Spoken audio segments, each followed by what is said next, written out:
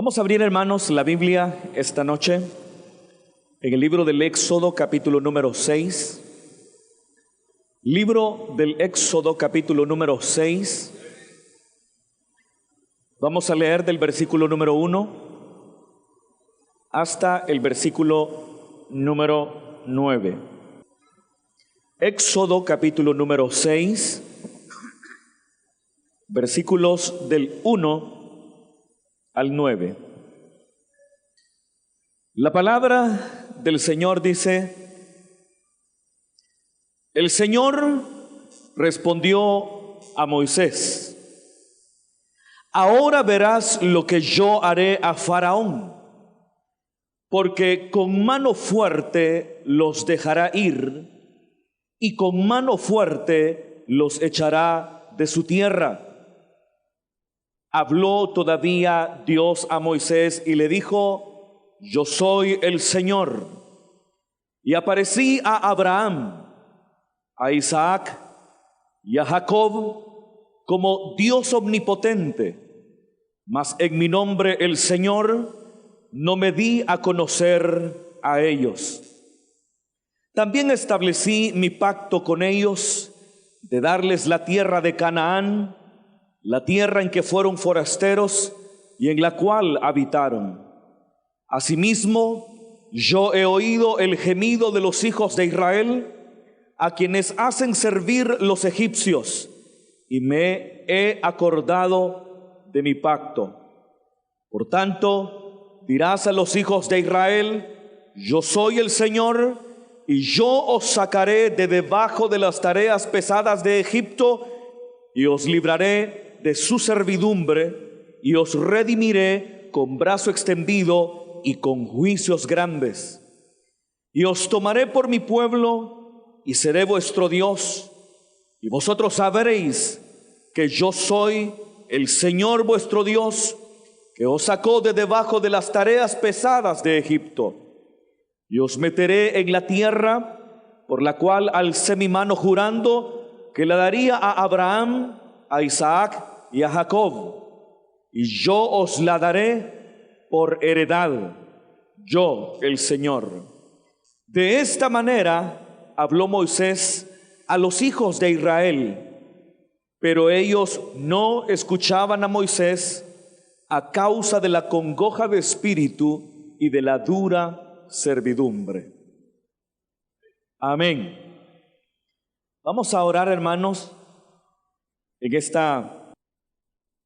Vamos a orar, hermanos, en esta noche, y vamos a pedir al Señor que bendiga nuestras vidas a través de la palabra. Dios siempre tiene algo que decirnos a nosotros. Lo que tenemos que hacer es abrir nuestros corazones. Y vamos también a presentar estas peticiones confiando en que el Señor oye las oraciones. Y no solamente que las oye, sino que también Él responde. Así que nos vamos a poner de acuerdo, hermanos, en esta noche para orar por cada una de estas peticiones, que por obvias razones no leeremos, pero al fin y al cabo el Señor conoce todas y cada una de ellas. Así que vamos a orar y luego vamos a pedir al Señor que bendiga nuestras vidas a través de la palabra. Cerremos entonces nuestros ojos y oremos al Señor. Padre, que estás en los cielos, en esta noche, Señor, estamos con nuestros corazones agradecidos por tu misericordia, por tu bondad, Señor, y tu fidelidad para con nosotros. Sabemos, Señor, que tú estás de nuestro lado, que tú, Señor, nos sostienes con tu mano fuerte, con tu mano poderosa, y hemos podido percibir tu presencia, Señor, en esta noche. Hemos podido, Señor, ser bendecidos con la acción de los dones del Espíritu Santo, Señor, manifestados en medio de tu iglesia. Señor, en esta noche queremos presentar delante de ti, Señor, cada una de estas peticiones que han venido, Señor, hasta este púlpito. Padre, tú conoces cada una de ellas. Tú conoces, Padre, cada necesidad, cada petición, cada problema. Tú conoces, Padre, el estado de ánimo en el cual se encuentra tu hijo, tu hija. Ahora, Padre, en el nombre de Jesús, pedimos que tú extiendas tu mano poderosa para obrar, para traer respuesta a cada una de estas necesidades, en el nombre de Jesús. Padre, ponemos en tus manos esas peticiones en las que se clama a ti por sanidad divina. Señor, pon tu mano de poder sobre esos cuerpos enfermos. En el nombre de Jesús, sánalos. Señor, tú hiciste provisión, no solamente para la salvación nuestra, sino también, Señor, hiciste provisión para la salud de nuestros cuerpos físicos. Es por eso, Señor, que en esta hora te pedimos en el nombre de Jesús que por tu llaga estén siendo curados aquellos que están enfermos, aquellas que están enfermas, Señor. Te lo pedimos en el nombre poderoso de Jesús. Haz tú la obra, Señor, y glorifique tu grande y glorioso nombre. Señor, provee para las necesidades diversas que tu pueblo tiene. Señor, oramos para que proveas trabajo al que no tiene. Oramos para que proveas para cubrir sus necesidades básicas y elementales para aquel que teniendo trabajo, Señor, está viviendo en escasez. En el nombre de Jesús, obra, Padre, que no falte el pan en la mesa, que no falte, Señor, tu provisión. En el nombre de Jesús, tú que, Señor, proveíste a tu pueblo Israel mientras peregrinaban en el desierto, así oramos para que bendigas con provisión a tu iglesia también, Señor, en el nombre de Jesús. Da tu guarda y tu protección para aquellos que se sienten en peligro, para aquellos que se sienten amenazados. Guárdales, cuídales, protégeles. Que ninguna arma forjada en contra de ellos pueda prevalecer, Señor, en el nombre poderoso de Jesús.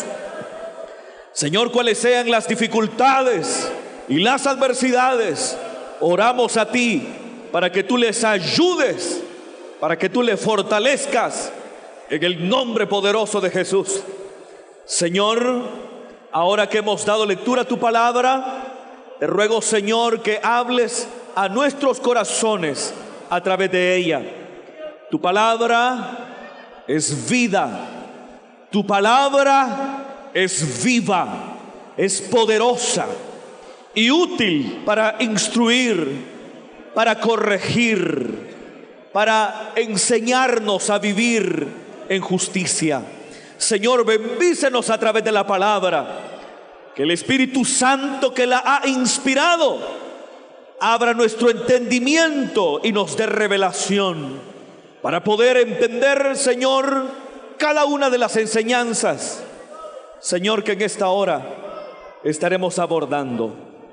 En el santo nombre de tu Hijo Jesús, nuestro Señor y Salvador. Amén y amén. ¿Pueden tomar su asiento, hermanos? Bendito sea el Señor. Hermanos, en esta noche, partiendo de esta porción de la palabra del Señor, quiero que tengamos una reflexión sencilla y he titulado el sermón de esta noche como obstáculos en la escucha de la palabra. Obstáculos en la escucha de la palabra de Dios. Es un hecho, hermano, que nosotros no podemos negar, no solamente porque nosotros mismos lo hemos experimentado, sino también porque nuestro conocimiento de la palabra nos lo confirma. Y es el hecho que Dios ha tenido siempre comunicación con sus criaturas. Dios ha creado todas las cosas tanto las invisibles como también las visibles. Dios ha creado al ser humano a su imagen y semejanza, pero una vez creado el ser humano, Dios no lo abandona a su suerte. Dios no lo abandona para que éste sea movido por las fuerzas ciegas de un destino inmisericordia, sino que al contrario, Dios de una y de otra forma siempre ha intentado comunicarse con sus criaturas, ha tratado de revelarse a ellas. Y naturalmente el deseo de Dios ha sido que los seres humanos podamos escuchar sus exhortaciones, sus amonestaciones, podamos escuchar su palabra y más que simplemente escuchar su palabra, poner en práctica todo lo que de ella nosotros hemos aprendido. De hecho, el versículo 1 de la carta a los Hebreos, o del libro de los Hebreos, nos dice que Dios en el pasado habló de muchas formas y de muchas maneras. Es decir, que en la antigüedad Dios, a través de diversas maneras, estuvo en constante comunicación con los seres humanos. Pero ahora, en los postreros tiempos, dice Hebreos 1:1, nos habla a través del Hijo de Dios, es decir, nos habla a través de nuestro bendito Salvador Jesucristo. Entonces, Dios ha intentado una y otra vez estar en contacto con los seres humanos. Dios habla a través de su palabra. Nosotros podemos considerarnos privilegiados porque tenemos la Biblia, porque la Biblia es la palabra del Señor. Entonces debemos nosotros, hermanos, sentirnos privilegiados por cuanto tenemos la Biblia, que como usted sabe es una colección de 66 libros, y en ellos nosotros encontramos la revelación de la palabra. En ellos nosotros encontramos las instrucciones de Dios para vivir la vida conforme a su voluntad. Y siendo que Dios tiene el interés de comunicarse con los seres humanos, y de hecho se comunica con ellos a través de su palabra, nosotros también sabemos que Satanás, el diablo, el adversario, se opone una y otra vez a que esa palabra que transforma, esa palabra que cambia, esa palabra que salva, pueda estar penetrando el corazón de los seres humanos. Entonces nosotros sabemos que hay una acción de parte de Satanás, una acción de parte del maligno, para que esa gloriosa palabra que salva no esté transformando los seres humanos.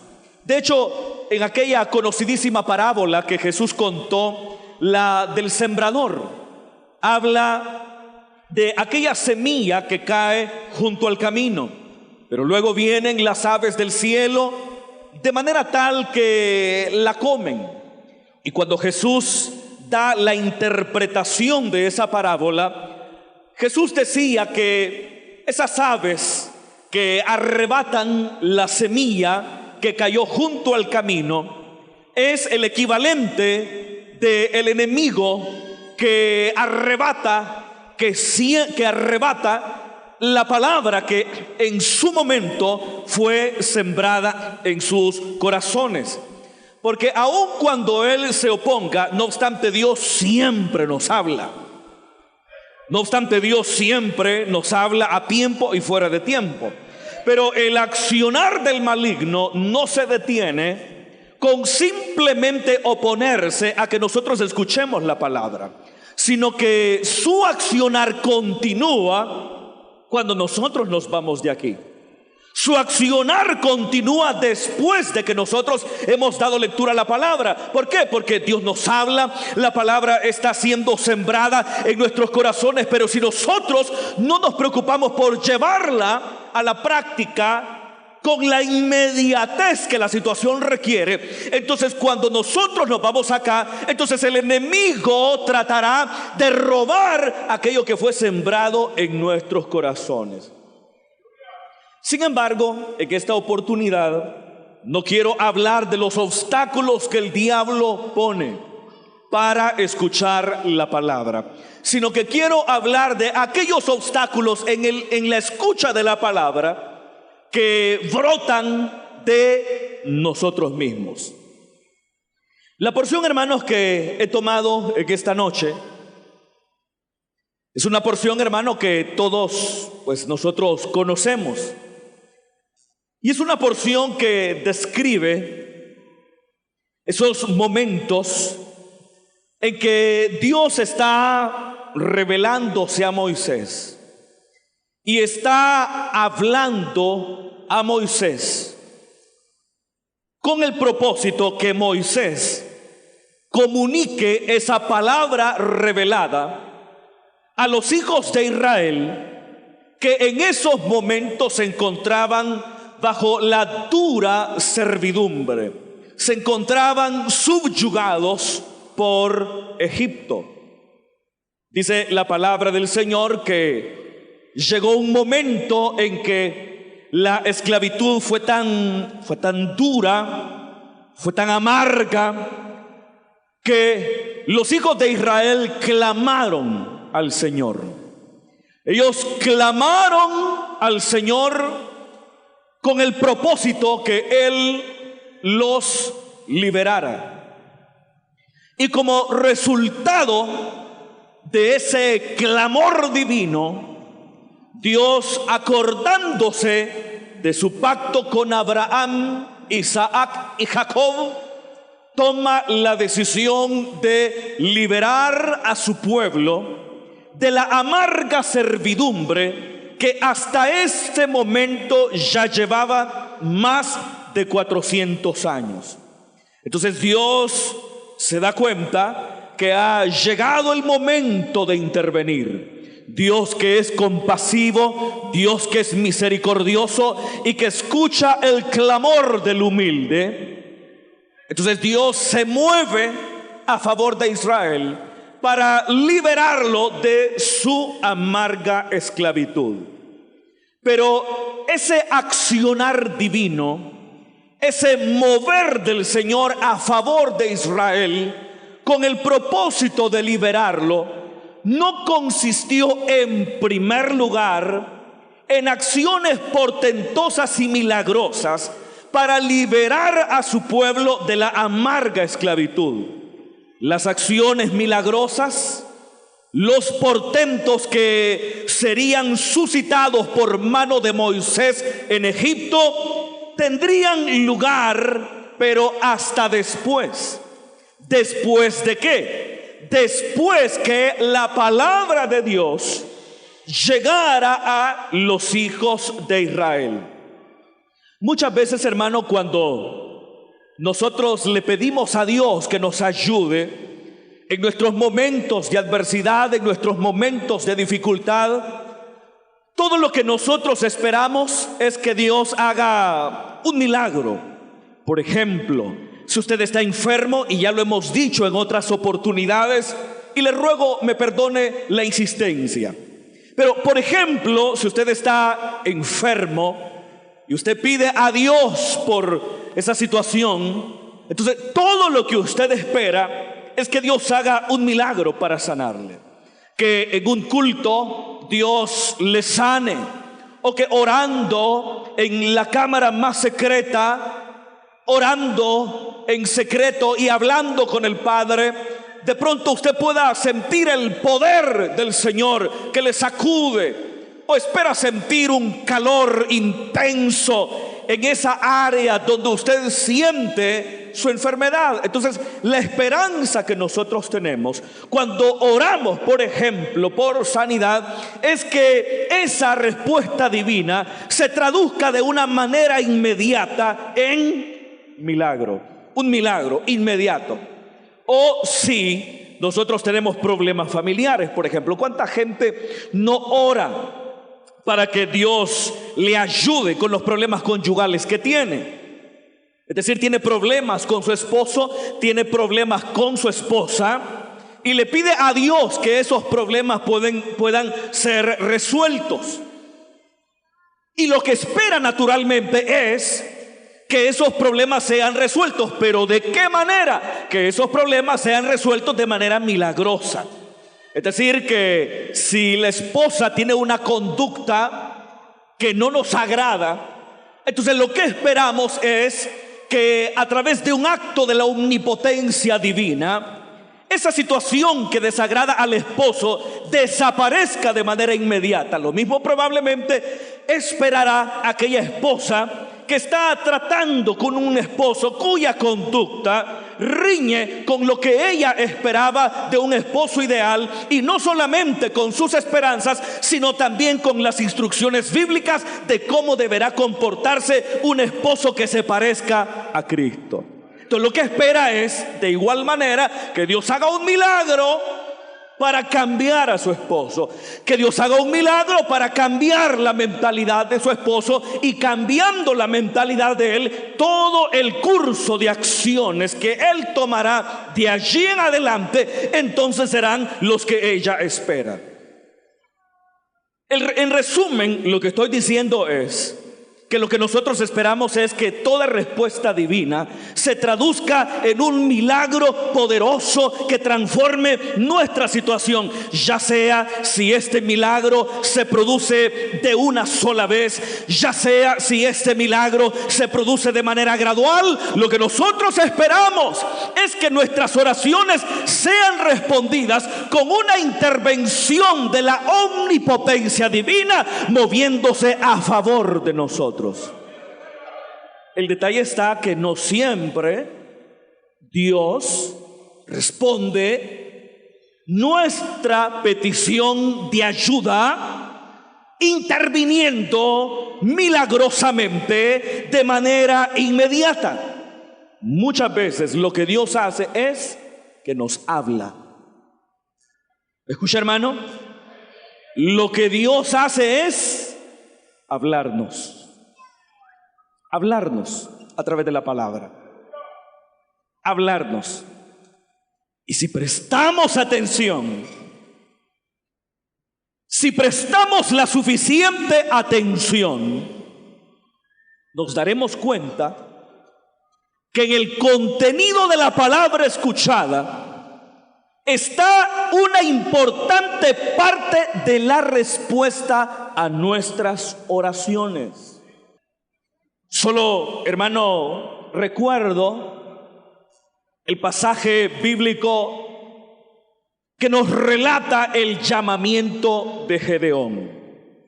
Usted sabe, hermano, que Gedeón vivió en la época que se conoce como la época de los jueces.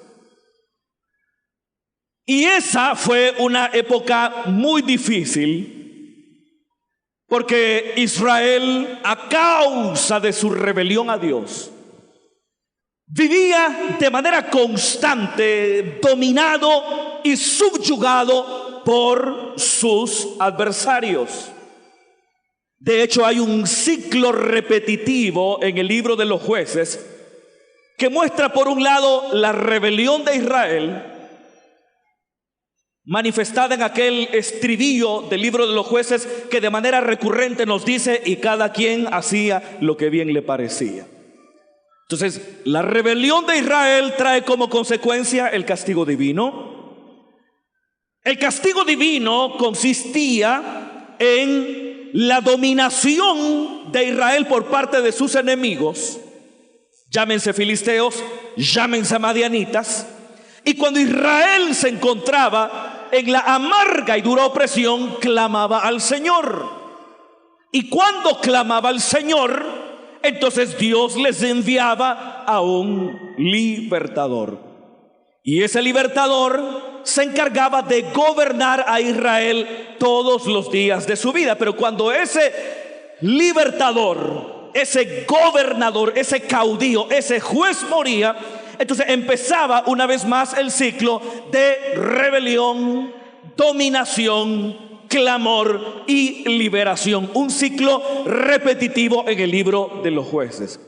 Pero hay un relato, particularmente el del libro del llamamiento de Gedeón, donde se hace evidente que Dios trata en una oportunidad de forma diferente.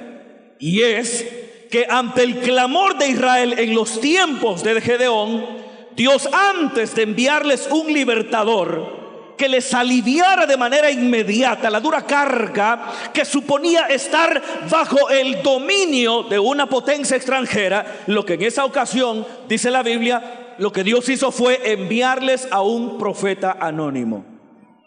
Les envió un profeta. ¿Y para qué les envió un profeta?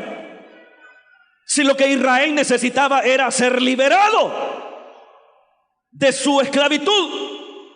Israel, sobre todo el Israel de los tiempos de Gedeón, que estaba viviendo una economía muy difícil, porque los enemigos de Israel hacían acto de presencia cada vez que llegaba la época de la cosecha. Entonces robaban a Israel lo que ellos cosechaban. Entonces esa era una manera de ir quebrando a Israel, tocando un elemento tan delicado como es el elemento de la economía. Entonces Israel no solamente estaba dominado por los madianitas, sino que al mismo tiempo esa dominación consistía en un resquebrajamiento de su economía. Entonces, claro, cuando Israel clama a Dios, con toda probabilidad lo que Israel quiere es que Dios los libere del dominio madianita, que Dios intervenga para que esa situación económica dura que están viviendo como resultado de las constantes acechanzas de los adversarios de Israel, esperando que eso desaparezca. Sin embargo, dice la Biblia que en esa ocasión Dios no envió a un caudillo de manera inmediata, sino que lo que hizo fue enviar a un profeta. Pero ¿para qué necesitaba Israel un profeta? Porque lo necesitaba. Porque ese profeta les daría la palabra. Ese profeta les explicaría, cosa que efectivamente hizo, la razón fundamental por la cual Israel se encontraba de esa manera. Sin embargo, muchos no lo lograron entender. Pero Dios, cuando interviene, cuando se mueve a favor nuestro, muchas de sus intervenciones consisten de manera primaria en que nos habla primero a través de la palabra. Nos habla primero.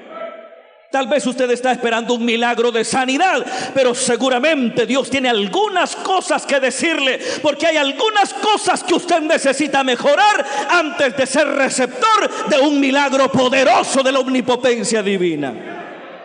Dios tiene poder para cambiar a su esposo, tiene poder para cambiar a su esposa, tiene poder para restaurar su matrimonio. Pero si Dios hiciera lo que usted le pide a través, es decir, de un acto milagroso, entonces usted no entendería del por qué fueron las razones de ese momento de inestabilidad que su matrimonio vivió. Y usted quedaría con su entendimiento completamente nulo. Usted no hubiera aprendido absolutamente nada en lo que atañe a la solución de ese problema. ¿Por qué? Porque Dios le está resolviendo los problemas al niño. Porque Dios le está resolviendo los problemas a su niña consentida. Pero Dios no hace así. Dios nos instruye a través de la palabra. Y tenemos que seguir esperando que Dios intervenga. Tenemos que seguir esperando que Dios responda, porque para Él no hay nada imposible. Pero hay cosas que usted necesita oír primero. Hay cosas que usted necesita aprender primero. Hay cosas que usted necesita poner en práctica primero, porque hay adversidades y dificultades que se resuelven oyendo con atención. Y fíjese, hermano, que Moisés recibe la palabra de parte del Señor y se la comparte a Israel. Si usted me acompañó atentamente en la lectura, notará que lo que Dios le dice a Israel es maravilloso. Les habla de sus promesas que son fieles. Les habla de la fidelidad de Dios a su pacto con los patriarcas. Les habla acerca de esa promesa divina de liberación. Hermano, cualquiera que oiga esas palabras estaría feliz, estaría contento, ¿verdad? Pero fíjese, hermano, ¿qué dice la Biblia? Que los hijos de Israel no escucharon. No escucharon. No había allí palabras de reprensión. Lo que había en las palabras que Moisés comunica a Israel, lo que hay son promesas de liberación, recordatorios de la fidelidad divina. Era, hermano, para que los hijos de Israel se alegraran. Era para que los hijos de Israel alabaran al Señor. Pero ¿qué pasó, hermano? ¿Qué dice la Biblia en el versículo número 9? Lo que dice el versículo número 9 es: pero ellos no escuchaban a Moisés. Ellos habían clamado por liberación, ¿o no es verdad, hermano? ¿Están escuchando, hermano? Los hijos de Israel habían clamado por liberación. Habían clamado a Dios por ayuda. Y ahora les está llegando esa ayuda por la cual ellos clamaron. Pero no estaba llegando como ellos esperaban. Porque ¿de qué manera les estaba llegando la ayuda en ese momento? A través de la palabra. Ellos claman a Dios por liberación. Ellos claman a Dios por ayuda. Y Dios, que es fiel, les liberará y les ayudará. De hecho, ya les está ayudando. Pero Israel no alcanza a percibir que esa ayuda divina que ya empezó consiste en hacerles escuchar la palabra. Mire, hermano, muchas de esas dificultades que usted tiene, ya Dios le está ayudando. Aunque no haya resuelto absolutamente nada de ese problema que usted tiene. Entonces tal vez usted dirá: ¿cómo es eso? ¿Cómo es posible? ¿Acaso no es una contradicción que usted diga que Dios ya nos está ayudando, pero al mismo tiempo usted diga que Dios no ha tocado absolutamente nada de ese problema que me desespera? No hay contradicción. Porque la ayuda de Dios muchas veces empieza haciéndonos oír su palabra. Ahí empieza. Yo quiero hacerle una pregunta: ¿había empezado ya la ayuda divina para Israel en esta porción de la palabra? Ya había empezado. ¿Y en qué consistía esa ayuda? En que Israel oyera la voz del omnipotente Dios. Pero no era eso lo que Israel esperaba. Eso nos pasa muchas veces a nosotros. Le decimos: Señor, ¿y tú no haces nada? ¿No me piensas sanar? ¿No piensas ayudarme en este problema económico que tengo? ¿Cómo se atreve usted a hablar en esos términos? Usted y yo, que somos simplemente pedazos informes de barro, que queremos poner en tela de duda el correcto y perfecto accionar del alfarero. ¿Cómo se atreve usted a decir eso, hermano? Si Dios le está hablando de manera constante. El problema es que no oye. El problema es que no aplica su oído para escuchar. El problema es que usted tiene sordera selectiva. Solamente escucha lo que le conviene. Solamente oye lo que le gusta. Y claro, si usted solamente oye lo que le conviene, si usted solamente oye lo que le gusta, entonces ¿cómo usted va a poder percibir esa ayuda divina que ya empezó desde hace ratos a través de hacerle escuchar la palabra? No lo percibe. Israel no lo percibió. Pero fíjese cuáles eran los obstáculos. El primero de ellos está en el versículo 9. De hecho, los dos están en el versículo 9. Dice: pero ellos no escuchaban a Moisés a causa de la congoja de espíritu. ¿Cuántos dicen amén? ¿Por qué no escuchaban? ¿Por qué no escuchaban? Obviamente esta palabra no escuchaban, no deberemos tomarla literalmente. Ellos sí escuchaban lo que Moisés estaba diciendo. Cuando dice no escuchaban, lo que está diciendo es que no permitían que entrara. ¿Verdad? Porque usted puede estar acá y estar oyendo mis gritos y hasta decir amén de vez en cuando. Pero eso no es garantía de que usted está dejando que la palabra lo interpele, lo penetre, lo transforme. ¿Pero por qué? Israel, aun cuando está escuchando palabras gloriosas, promesas maravillosas que le recuerdan la fidelidad de Yahvé Elohim, ¿por qué no escuchan? ¿Por qué no permiten que esa palabra penetre? Por su estado de ánimo, la congoja de espíritu. Y así nos pasa muchas veces a nosotros. Nuestro estado de ánimo influye. Hemos permitido que nuestro estado de ánimo influya en nosotros. ¿Y cómo anda hoy, hermano? Bendecido. Mentira, no anda así, anda deprimido.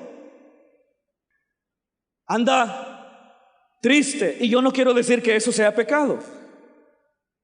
Uno puede venir a la iglesia sintiéndose triste. Dicen amén. Por eso aquel canto que dice no puede estar triste un corazón que alaba a Cristo. Mentira, hermano. Eso es mentira. Algunas veces usted está alabando al Señor pero con tristeza en su corazón. La misma carta de Santiago dice: ¿está alguno triste? Que ore. ¿Está alegre? Que cante alabanzas. Lo que pasa es que nosotros hemos hecho de la tristeza sinónimo de algo pecaminoso. Claro, lo malo es que usted ande todo el tiempo con cara de tristeza, ¿verdad, hermano? Que usted ande todo el tiempo mostrándole a la gente que usted está, hermano, caminando por el valle de la amargura. Pero algunas veces, hermano, estamos tristes por diferentes razones. Somos seres humanos. Nuestra percepción del mundo que nos rodea influye en demasía en nuestros sentimientos, en nuestras emociones.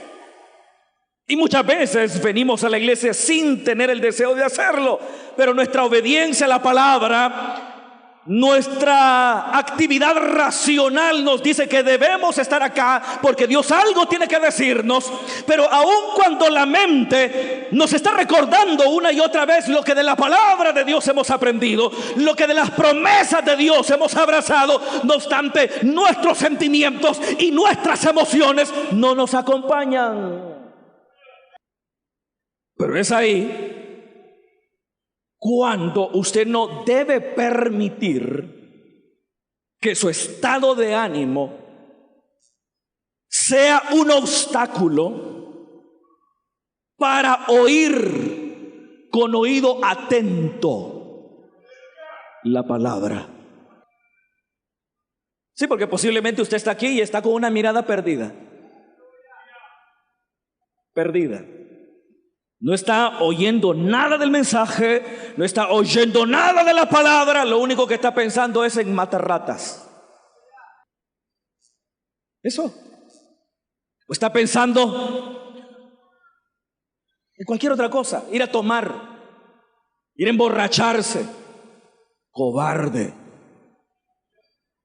ir a endrogarse, ir a pecar, cobarde. ¡Cobarde! Y está aquí con una mirada perdida, sin horizonte, sin objetivos, totalmente dominado por el estado de ánimo. Y Dios hablándole, Dios instruyéndole, Dios orientándole a través de su palabra, pero usted no escucha. Usted no escucha. ¿Por qué no escucha? Porque se ha dejado controlar por su estado de ánimo. Hasta Jesús de Nazaret pasó momentos difíciles, anímicamente hablando. Hasta Él. Y Él no era como nosotros, que siempre andamos ocultando lo que sentimos en verdad. Jesús era capaz de decir: mi alma está turbada hasta la muerte, y qué diré, Padre, que pase de mí esta copa, si para esta misma hora es que yo he venido. Y eso se lo dijo ¿a quién? A tres de sus discípulos más cercanos, Pedro, Jacobo y Juan. Nosotros ocultamos nuestras emociones, nosotros ocultamos nuestros sentimientos, no le contamos a nadie lo que sentimos. No le decimos a absolutamente nadie. Por eso muchos de nosotros somos una bomba de tiempo, que si no expresamos lo que realmente estamos viviendo y sintiendo, tarde o temprano usted va a colapsar y lo vamos a tener que ir a ver al psiquiátrico, así como lo oye. ¿Usted cree que no hay hermanos en el psiquiátrico? Tal vez usted diga: no, es falta de oración, falta de ayuno, falta de entrega. No. A veces son gente muy dedicada al Señor, pero que lamentablemente aprendió que los sentimientos se ocultan, que los sentimientos se guardan, que no se le dice a absolutamente nada lo que se siente, y que se disfrazan con palabras de victoria, de triunfo y de éxito, cuando en el fondo no es así. Nos dejamos controlar, nos dejamos dominar. Es ahí cuando tenemos que hacer un esfuerzo, que en medio de la tristeza, en medio del dolor, en medio de la soledad, pongamos nuestro oído atento. Porque Dios siempre tiene una palabra para nosotros. Él nos habla a tiempo y fuera de tiempo. Eso usted tiene que saberlo. Nuestro estado de ánimo. ¿Se recuerda, hermano, aquel famoso texto que popularmente se conoce como la pesca milagrosa? ¿Qué pasa con los pescadores, Pedro y sus amigos? La noche anterior a su encuentro con Jesús, según el Evangelio de Lucas, se adentran en las aguas del lago de Genesaret con la intención de pescar para comerciar el pescado, para consumo familiar. Pero en resumidas cuentas, su labor no era de entretención. La pesca era su manera de enfrentar la vida, de mantener a su familia, de salir adelante en medio de aquella sociedad romana injusta. Y se adentra con ilusiones para pescar algo. Pero cuando terminó la cuarta vigilia de la noche, suben las redes y se dan cuenta que no hay absolutamente ni un pez. Y no queda otra opción que retornar a la orilla del lago. Cuando retornan a la orilla del lago, ellos se dan cuenta que hay una multitud. Y toda esa gente está allí porque hay un personaje especial allí.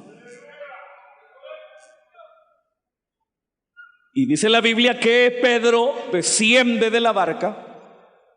¿Cómo se sentía Pedro? Seguramente muy mal. Seguramente con esos peces que esperaba pescar, hubiera pagado alguna deuda que tenía. Hubiera pagado las tasas y los impuestos que el Imperio Romano ponía por la utilización del lago, por tener la propia barca, pero no había absolutamente nada. Entonces seguramente el estado anímico de Simón Pedro andaba muy bajo. Desciende de la barca, lava las redes, con un estado de ánimo decaído, con un estado anímico que no es envidiable. Pero fíjese, hermano, fíjese. Mientras él lava las redes y las remienda, está oyendo lo que Jesús está enseñando. Cualquiera hubiera pensado, él no está escuchando, él está lavando las redes, él las está remendando. No.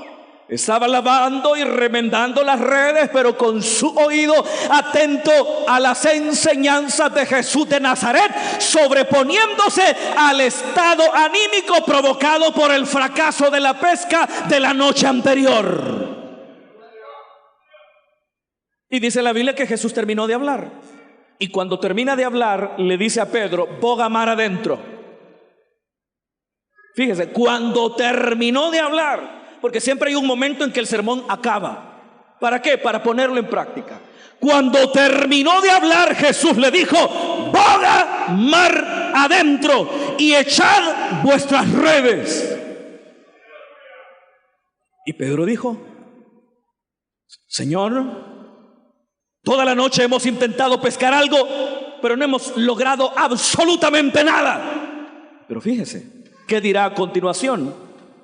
Mas en tu palabra echaré la red. ¿Cuál palabra? Esa palabra que había estado escuchando con atención. Esa palabra que había oído atentamente, a pesar del estado anímico, que no era el mejor. Pero había llegado el momento en que actuaría, y esa actuación tendría su fundamento en esa palabra escuchada. ¿Cuántas veces usted ha fracasado en algo que quiso hacer? ¿Cuántas veces fracasó y cuántos intentos fallidos ha tenido con el propósito de lograr algo que ha soñado? No permitamos que nuestro corazón nos doblegue. No permitamos que nuestro corazón, que es perverso y engañoso más que todas las cosas, se convierta en un obstáculo para escuchar lo que Dios tiene que decirnos a través de su bendita palabra. Y fíjese que el problema de Israel no solamente era su estado de ánimo, sino también la dura servidumbre, es decir, el entorno de ellos. Es decir, la situación que les rodeaba. No solamente era su estado de ánimo el que se convirtió en un obstáculo para escuchar la palabra, sino que también el ambiente mismo, la situación de opresión, de humillación, de exclusión, de dolor, de sufrimiento, hacía que ellos no prestaran atención a las palabras de Moisés. Fíjese, hermano, que el problema no es lo que está pasando alrededor. ¿Escucha, hermano? El problema es cómo usted lo interpreta. Cuando llueve, para una persona pudiera ser una desgracia. Tenía montado un evento, tenía montado un torneo de fútbol y llovió. Pero habrá otro que lo considera una bendición de Dios, porque sus cosechas necesitan la lluvia. Entonces el problema es algo subjetivo. Es decir, la lluvia, manteniéndome en mi ejemplo anterior, no era el problema. El problema es cómo lo interpretó cada persona. Y las situaciones que le rodean no son el verdadero problema. El verdadero problema es cómo usted las interpreta.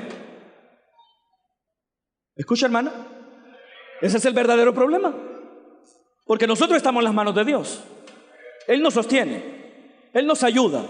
Él ha prometido nunca dejarnos, estar con nosotros todos los días hasta el fin del mundo. Y eso es una verdad de la palabra que no podemos negar, porque Él no es hombre para que mienta, ni hijo de hombre para que se arrepienta. Lo que Él ha hablado, lo cumplirá. Lo que Él ha prometido, lo cumplirá. El problema no es lo que le rodea, las adversidades que le rodean. El problema es usted y su interpretación errada de la situación. Y claro, si usted considera que ese problema es una señal que Dios le abandonó, eso naturalmente va a impactar su estado de ánimo. Eso naturalmente va a impactar el ritmo que usted lleva en su vida espiritual.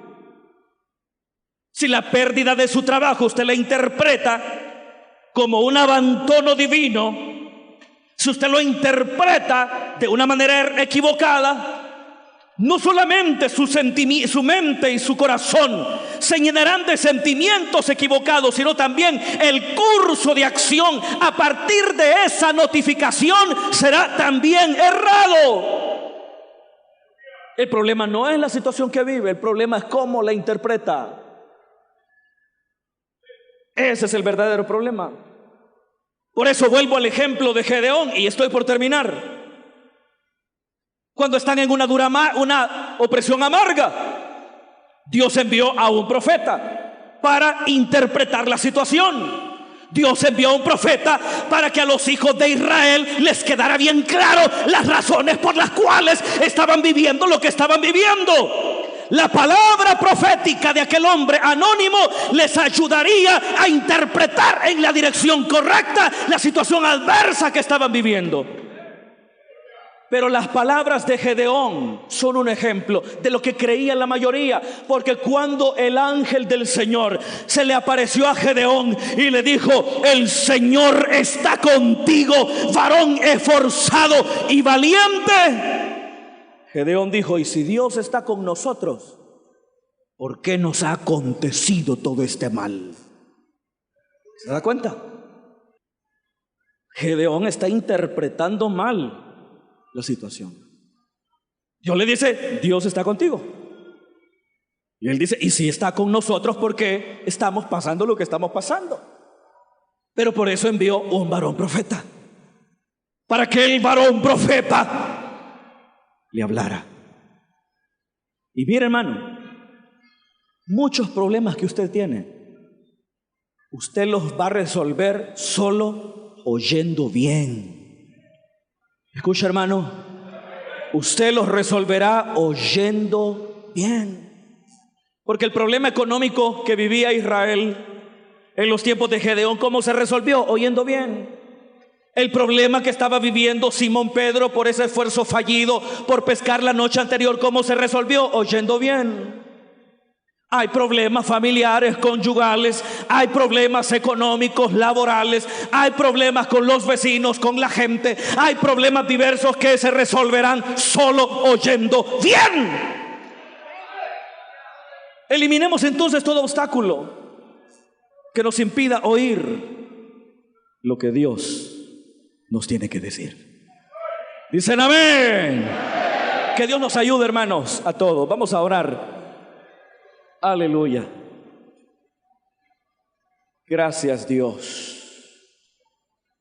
Gracias, Dios. Hermanos, el tiempo se nos ha acabado. Y quiero hacer un llamado esta noche, esta noche para a toda persona que le quiere dar su vida a Jesús por primera vez o se quiere reconciliar. Yo le pido que levante su mano ahí donde está. Si hubiese alguien en esta noche que le entrega la vida a Cristo por primera vez o se reconcilia, le invito a que venga hoy. El Señor está con los brazos abiertos para perdonarle, para lavarle todas sus manchas con el poder de su preciosa sangre. No voy a extender demasiado el llamado. Si Dios lo está llamando, entonces responda. Si no lo está llamando, entonces si quiere, quédese ahí donde está. Pero Dios en esta hora le ha hablado. Aleluya. Aquí viene un niño, que Dios lo bendiga. Hoy Dios le ha hablado a su corazón. La Biblia dice que la palabra es útil para instruir. Es decir, que la palabra nos enseña a vivir la vida con justicia, con rectitud, en integridad. La palabra nos instruye acerca de cómo resolver esas dificultades que nos abaten, que nos desesperan. Aleluya.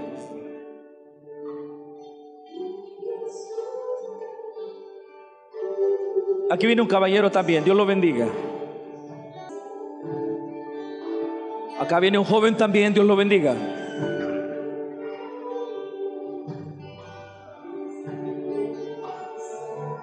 Gloria al Señor.